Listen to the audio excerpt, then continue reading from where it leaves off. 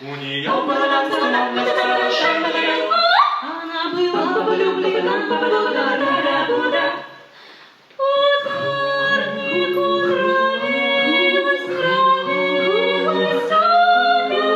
Та, что играла на ионике. А он веселился соло гитарист. Иногда учитель мамы его. Та-ба-дам, та-ба-дам, та-ба-дам, та-ба-дам, та-ба-дам, та-ба-дам, та-ба-дам, та-ба-дам, та-ба-дам, та-ба-дам, та-ба-дам, та-ба-дам, та-ба-дам, та-ба-дам, та-ба-дам, та-ба-дам.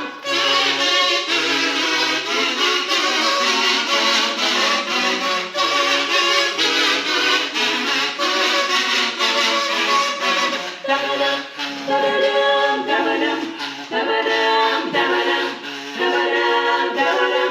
Учитель пения хоть был и женат, и пел роман с географичкой. А Белла знала всю школу.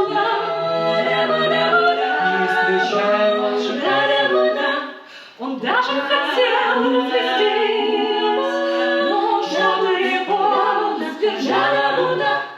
Может быть, трое детей, а может быть, директор школы Буда. Ведь тот любил учителя пения, на переменах они целовались.